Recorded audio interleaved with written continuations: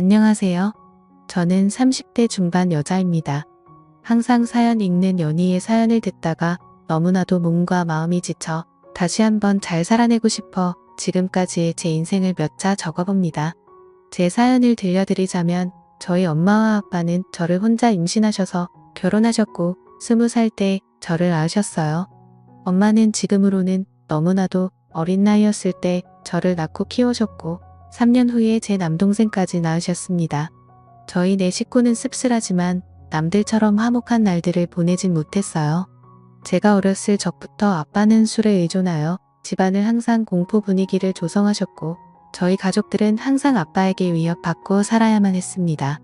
엄마는 아빠에 대해 감정이 안 좋아 남자 잘못 만난 본인 신세 타령을 하시며 아빠를 미워했지만 술 안 마셨을 때 아빠는 절대로 나쁜 분은 아니셨어요. 비록 경제적으로는 능력이 좋으신 분은 아니었지만 정이 많으셔서 사람들 좋아하시고 자식들을 많이 아껴주신 사랑 많으신 자상한 분이셨습니다. 우리 딸 너희들은 아빠의 보물이야. 아빠가 너희를 얼마나 사랑하고 있는지 잘 알지. 내 새끼들 봐서라도 아빠가 얼른 정신을 차려야 하는데 미안하다. 아빠가 짊어진 삶의 무게가 왜 이렇게 힘든지 모르겠다. 뭐가 그렇게 괴로우신지 어릴 적 제가 본 아빠의 모습은 많은 날들이 술에 젖어 있었고 저희 남매는 원래 아빠 모습을 잘 알았던지라 그런 아빠의 모습이 참 마음 아팠습니다. 그리고 저는 어느 날 충격적인 광경을 목격하고서 왜 아빠가 그리도 괴로워했는지 알 것 같았습니다. 바로 엄마와 삼촌의 충격적인 관계 때문이었어요. 아빠와 형제가 많으셨습니다. 아빠는 친남매 중 장남이셨고 위로 큰 고모 한 분 계셨고 아빠들 밑으로 삼촌들 3분, 고모 2분이 더 계셨습니다. 비록 가정에서는 화목하지 못할 지언정 저는 양가 부모님들에게는 기대하고 고대했던 첫 손주로서 부모님들과 친척들에게 사랑을 듬뿍 받고 자랐습니다. 후에 태어난 제 동생도 장손으로서 큰 사랑받고 자랐고요. 하지만 그런 저희들을 예뻐하면서도 유독 거리를 두시는 분도 계시더군요. 바로 아버지의 동생인 삼촌이라고도 부르기 싫은 둘째 삼촌 그 짐승만도 못한 사람이었습니다. 엄마는 삼촌이 왔다 하면 얼굴에 유독 화색이 돌았습니다. 오늘 우리 집에서 편히 쉬시고 가야 하니까 너희는 오늘 거실에서 자고 삼촌은 방에서 알겠지. 라며 엄마는 저희에게 일러두었습니다. 둘째 삼촌은 문주업을 했던 터라 가끔 저희 집에 들러서 하룻밤을 자고 가는 일들이 좀 있었는데 원래 저희는 단칸방에서 살다가 제가 초등학교 1학년 됐을 때 방 2칸짜리 빌라로 이사 갔거든요. 둘째 삼촌이 저희 집에 들릴 때마다 그중 제 방을 삼촌에게 내어드리고 남동생과 거실에서 잤습니다. 저는 삼촌이 저희 집에 올 때마다 맛있는 간식을 사가지고 와서 어색한 가운데 서도 저희랑 놀아주는 게 좋았고 그걸로 인해 멀기만 느껴졌던 둘째 삼촌에게 조금씩 정이 쌓여갔네요. 둘째 삼촌이 올 때마다 아빠도 술을 안 마시고 부모님들도 간만에 분위기가 화기애애 좋아져서 한때 저희는 둘째 삼촌이 오기만을 기다리기도 했습니다. 그런데 어느 날 새벽이었어요. 제가 힘든 가정에서 살다 보니 어려서부터 눈치가 빨랐고 좀 영악하다고 해야 하나 나이에 비해 철이 조금 빨리 든 케이스였어요. 당시 동생은 자고 있었고 그날따라 이상한 느낌을 본능적으로 느꼈는지 새벽에 눈이 번쩍 뜨이더라고요.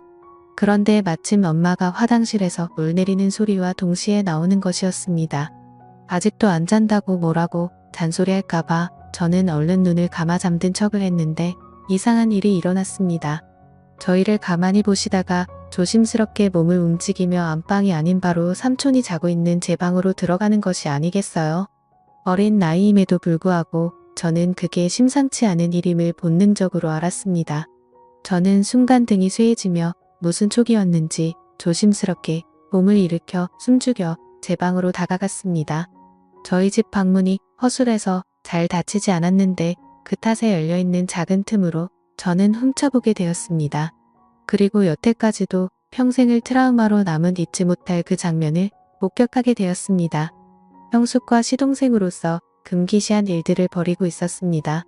저는 너무 놀라 어떻게 해야 할지 그 자리에서 얼어붙고 말았습니다.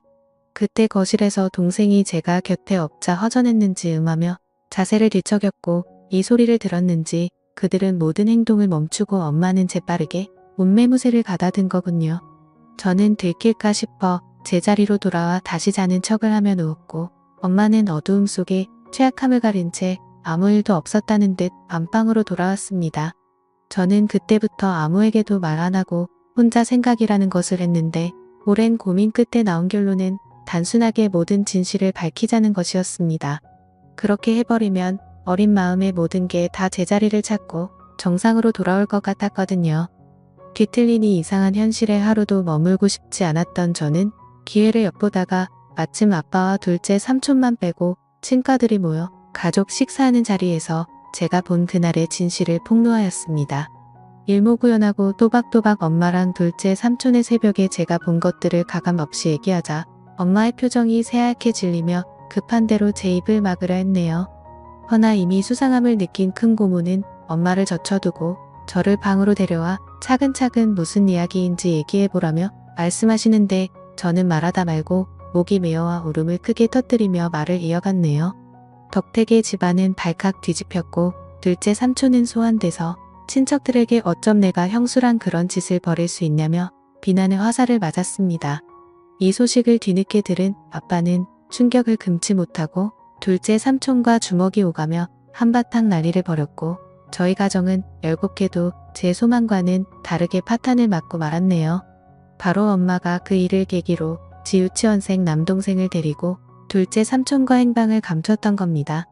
훗날 드라마나 영화에서 보는 남녀의 야반도주를 보며 우리 엄마도 동생 데리고 둘째 삼촌과 저런 도피를 했을까 비꼬며 생각했네요. 가뜩이나 술을 필요로 했던 아빠는 아예 술독에 파묻혀 살게 되었고 엄마와 삼촌을 반드시 찾아내어 복수하겠다며 증오심을 갖고 다녔습니다.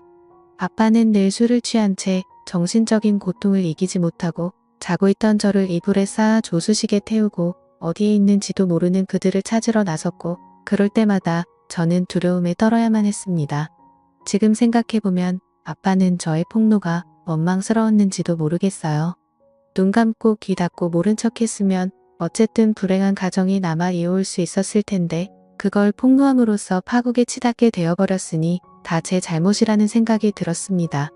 이럴 줄 알았으면 얘기하지 말 걸 그냥 아빠를 속이고 모둘류 속일 걸 진실을 알리는 것만이 꼭 올바른 게 아니라고 생각했네요.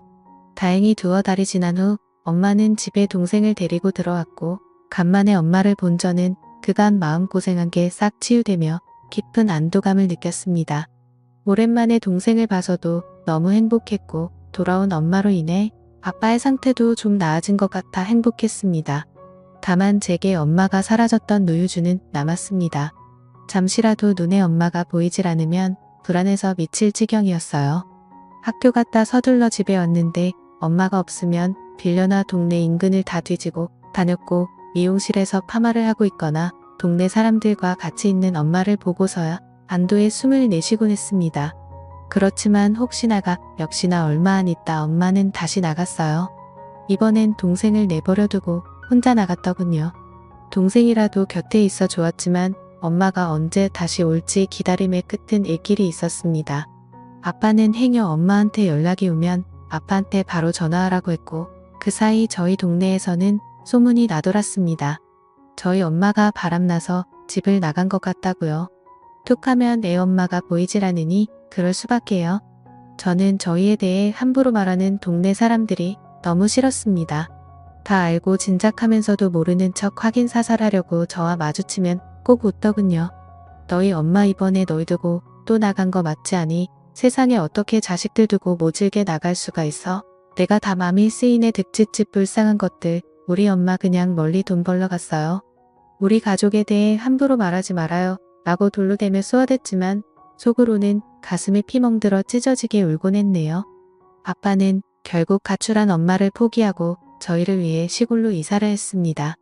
다 잊고 새 삶을 꾸려보고자 아빠는 1톤 트럭을 타고 소금도 파시고 길고 파시며 저희를 악착같이 키우셨지만 세상은 그리 만만치 않았습니다.